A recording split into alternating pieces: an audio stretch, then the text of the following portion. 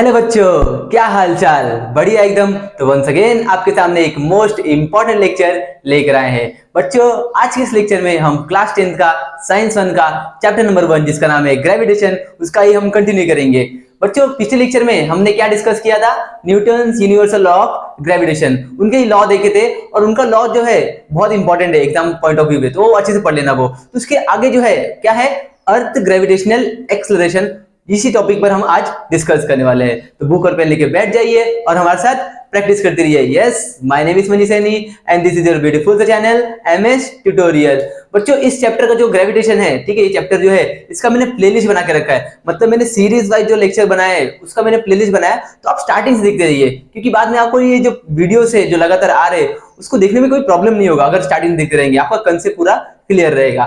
तो yes, topic डाल लेते हैं। क्या हेडिंग है अपना? अर्थ ग्रेविटेशनल, अर्थ ग्रेविटेशनल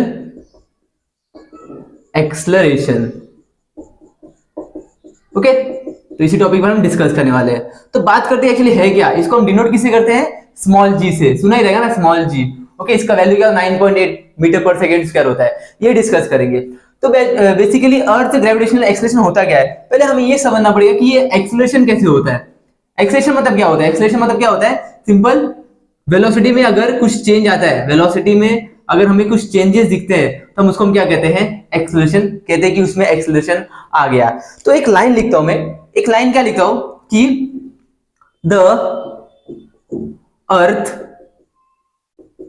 exert gravitational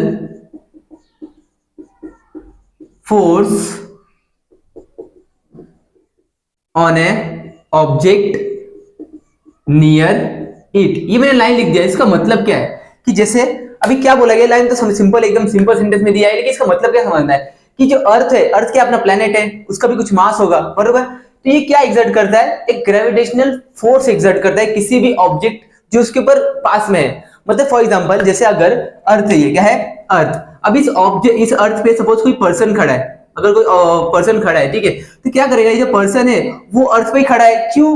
क्योंकि वो अर्थ के बाहर तो निकल नहीं सकता। क्यों? क्योंकि अर्थ उसको क्या कर रहा है? एक ग्रेविटेशनल फोर्स से अपनी तरफ एग्जर्ट करके रखा है। मतलब डाउनवर्ड डायरेक्शन में क्या करके रखा है? एक फोर्स लगा रहा है अर्थ। ओके, तो इसी चीज को हम कहते हैं ग्रेविटेशनल फोर्स। किसी भी ऑब्जेक्ट पर अर्थ क्या करता है? एग्जर्ट करता है। समझ गया? जैसे फॉर एग्जांपल, अगर मैं ये मार्कर या कुछ बॉल ऊपर फेंकता हूं, ठीक है, तो ये नीचे आती है, बरोबर? क्यों आती है?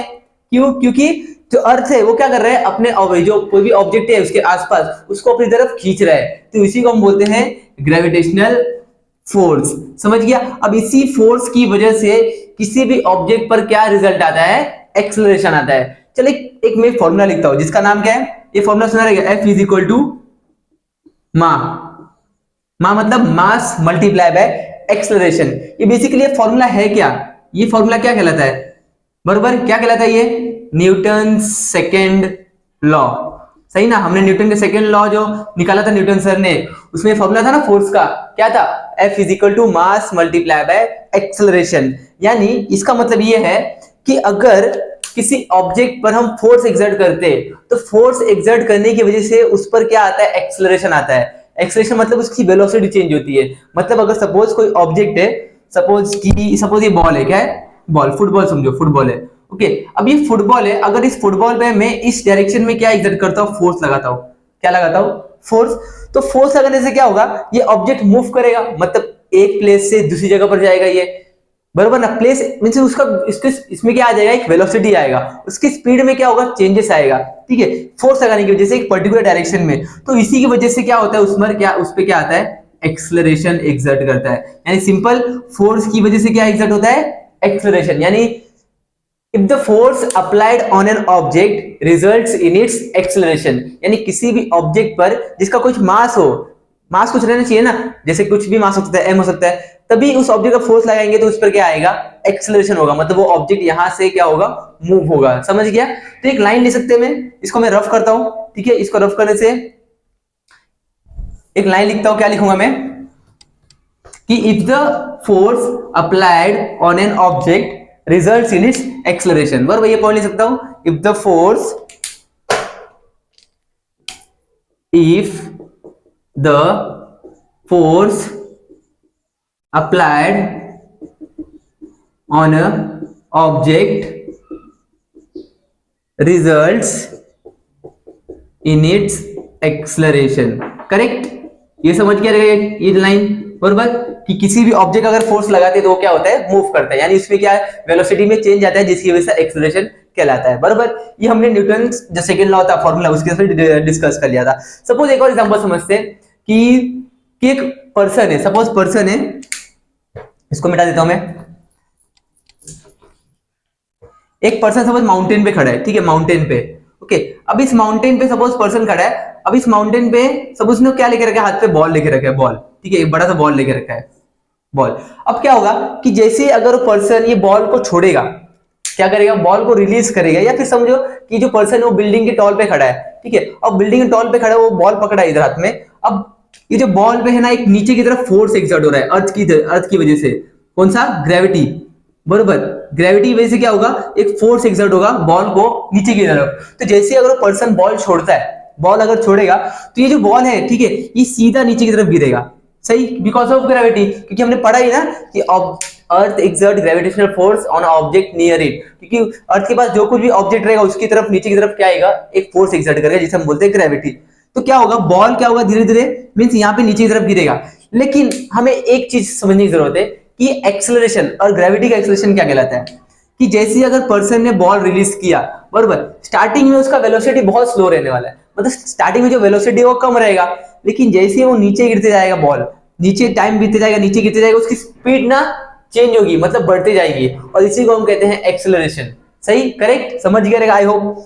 ये जो मैं बताया मैंने समझा रहेगा. जैसे फॉर एग्जांपल अगर मैं समझो बुर्ज खलीफा पे गया और बुर्ज खलीफा से मैं कूद रहा हूं बरोबर, जैसे ही मैं कूदूंगा स्टार्टिंग में मेरा वेलोसिटी कम रहने वाला है, लेकिन जैसे ही मैं नीचे गिरते जाऊंगा, नीचे रहूंगा, मेरी स्पीड बढ़ते जाएगी, एक्सेलरेट हो जाऊंगा मैं, एक्सेलरेट, यानी मेरी स्पीड में क्या होगा, इंक्रीज आएगा. तो इसी को हम कहते हैं एक्सेलरेशन. और ये किसकी वजह से हो रहा है, अर्थ की ग्रेविटी की वजह से. तो इसका ही नाम बोला गया है एक्सेलरेशन ड्यू टू ग्रेविटी. समझ गया है, अर्थ ग्रेविटेशनल, इसे ही हम कहते हैं एक्सेलरेशन, जिसे हम डिनोट करते हैं स्मॉल जी से. करेक्ट, समझ गया रहेगा. एक्सेलरेशन ड्यू टू ग्रेविटी क्या होता है कि अर्थ की जो ग्रेविटी है उसकी वजह से किसी ऑब्जेक्ट पर एक एक्सेलरेशन होता है. समझ गया. अभी एक्सेलरेशन क्यों आता है, फोर्स की वजह से. तो फोर्स क्या है, ग्रेविटेशनल फोर्स. तो इसकी वजह से क्या हो रहा है कि किसी ऑब्जेक्ट पर एक्सेलरेशन आ रहा है, उसी को हम कहते हैं क्या बोलते हैं, अर्थ ग्रेविटेशनल एक्सेलरेशन या फिर एक्सेलरेशन ड्यू टू ग्रेविटी. समझ गया, इतना समझा, करेक्ट. अभी एक फॉर्मूला है जी का. क्या फॉर्मूला है, small G is equal to G m divide by r का स्क्वायर. ये जो फॉर्मूला है, ये फॉर्मूला है स्मॉल जी का वैल्यू बरोबर. किसी भी प्लेनेट का अगर हमें निकालना है स्मॉल जी, तो ये फॉर्मूला से निकाल सकते हैं. जी क्या होता है, यूनिवर्सल कांस्टेंट.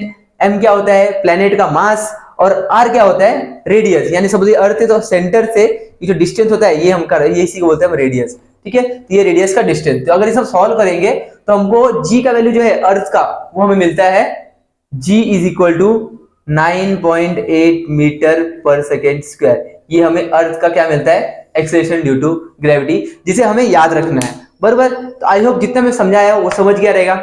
लेकिन अभी नेक्स्ट टॉपिक हम क्या देखेंगे कि ये जो g का वैल्यू आया है, g is equal to G M divide by R square, ये कैसे आया. ओके, इसका एक थोड़ा सा डेरिवेशन है, कैलकुलेशन है, बहुत इजी कैलकुलेशन है, उसको अच्छे से डिस्कस करेंगे. ठीक है, तो चलिए इसको आप नोट कर लीजिए, स्क्रीनशॉट लीजिए, मैं इसको रफ करता हूं. करेक्ट,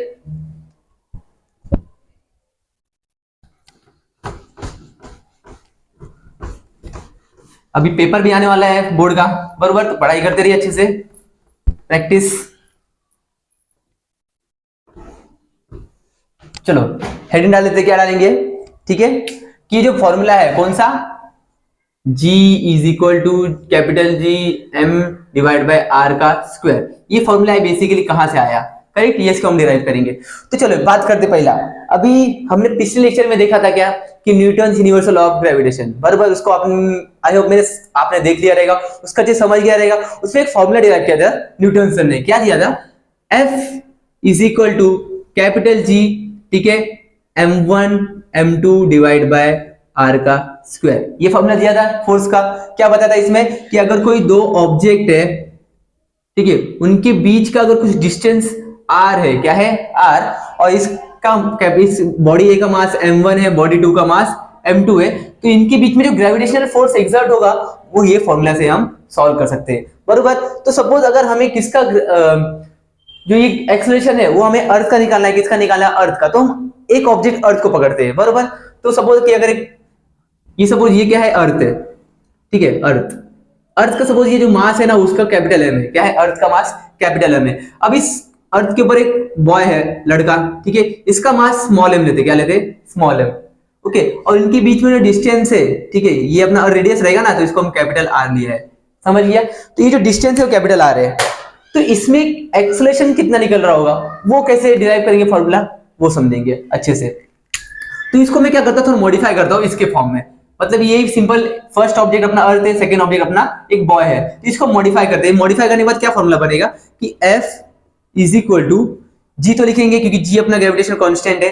अब m1 की जगह पे मैं कैपिटल एम लिख दूं, क्योंकि एक प्लेनेट अपना अर्थ है उसका मास लेना पड़ेगा, तो हम कैपिटल एम लिख देंगे, करेक्ट। और सेकंड ऑब्जेक्ट जो रहेगा वो हमारा बॉय रहेगा, उसका मास क्या है, स्मॉल एम, तो उसको हम स्मॉल एम लिख देते हैं। और उनके बीच में जो डिस्टेंस है, डिस्टेंस क्या है, कैपिटल आर, तो इसको कैपिटल आर का स्क्वायर लिख देंगे और इसको हम इक्वेशन नंबर 1 दे देंगे। समझ गया, समझा। हमने क्या किया, जो न्यूटन सर का जो यूनिवर्सल लॉ ऑफ ग्रेविटेशन था उसको ही हमने क्या कर दिया, एक ऑब्जेक्ट अर्थ लेके एक प्रॉपर एक इक्वेशन बना दिया फोर्स का, करेक्ट।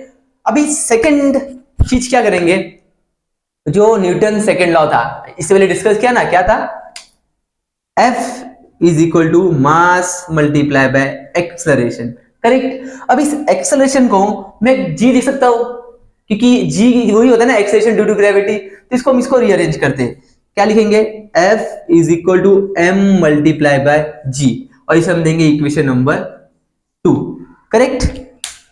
समझ गया क्या किया मैंने, कि जो फोर्स मास इनटू एक्सेलरेशन है उसको एक ही जगह मैंने क्या लिखा, g लिख दिया, और उसको मैंने प्रॉपर तरीके से मींस दो इक्वेशन बना दिया। अब हम क्या करेंगे, फ्रॉम 1 and 2 हमें क्या मिलेगा, फ्रॉम 1 and 2 से इक्वेशन से क्या मिलने वाला है, इतना मैं रफ कर देता हूं, क्या मिलेगा फ्रॉम 1 and 2,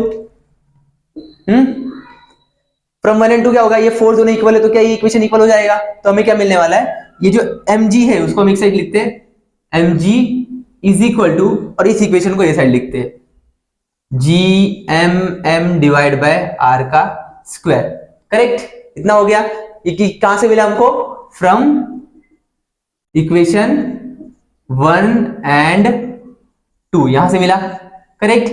अभी हम क्या करेंगे, देखो यहां पर भी स्मॉल एम है, यहां पर भी स्मॉल एम, तो कैंसिल हो जाएगा ये, यहां क्या बचेगा, therefore g is equal to gm divide by r का स्क्वायर, ये हमें मिल गया, डिराइव कर लिया हमने फॉर्मूला, करेक्ट। तो ये हमारा छोटा सा कैलकुलेशन था जिससे हमने अर्थ का ग्रेविटी जो है एक्सेलरेशन उसको हमने डिराइव कर दिया। तो यहाँ पर थोड़ा सा समझने की बात ये है कि अगर हम कंपेयर करेंगे स्मॉल g और रेडियस में, थोड़ा कंपेयर करते हैं, क्या हमको क्या देखने मिलता है कि जो स्मॉल g और जो रेडियस है ना ये इनवर्स है, क्या है, इनवर्स वेरिएशन है। मतलब अगर r का वैल्यू बढ़ता है तो g का वैल्यू क्या हो जाएगा, अपने आप कम हो जाएगा। तो इसे हम लिख देते हैं कि अगर value of r increases therefore value of g decreases, सही ना। जैसे रेडियस बढ़ते जाएगा प्लेनेट का तो g का वैल्यू क्या होता है, कम होते जाता है। इसका सेम मोड वापस उल्टा हो जाएगा, वाइस वर्सा हो जाएगा, मतलब value of r decreases then value of g increases, बरोबर, क्योंकि इनवर्स है तो एक अगर एक क्वांटिटी बढ़ता है तो दूसरा क्वांटिटी अपने आप कम हो जाता है, ठीक है। तो इसका कंपेयर हमने देखा। अभी इसका एक और कंपेयर करते हैं, किससे, g को हम m से कंपेयर करते हैं, यानी मास से कंपेयर करते हैं। तो देखो g किससे कंपेयर है, m से, तो क्या है, डायरेक्ट वेरिएशन है, हमने मैथ से पढ़ा है ना, इनवर्स वेरिएशन, डायरेक्ट वेरिएशन पढ़ा रहेगा ना, ठीक है, तो समझने जरूरत नहीं है उतना। तो ये g और m देखो डायरेक्ट वेरिएशन है, मतलब अगर एक क्वांटिटी बढ़ता है तो सेकंड क्वांटिटी भी क्या होगा, बढ़ जाएगा, ये डायरेक्ट वेरिएशन का प्रॉपर्टी है। यानी इसको हम ऐसे लिख सकते हैं, value of m increases then value of g also increases, correct. फिर value of m decreases then value of g will also decreases, समझा। तो ये हमारा क्या था, एक्सेलरेशन ड्यू टू ग्रेविटी।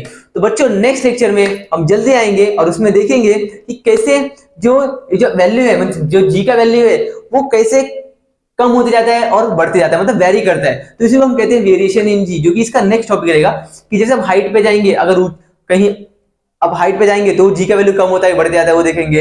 अर्थ के सरफेस पे जी का वैल्यू कैसा होता है, और अगर अर्थ के नीचे जाएंगे हम, ठीक है, तो क्या होता है, मतलब जी के वैल्यू में क्या फर्क आता है, वही हम नेक्स्ट वीडियो में हम देख लेंगे। तब तक के लिए अच्छे ट्राई करते रहिए। All the very best.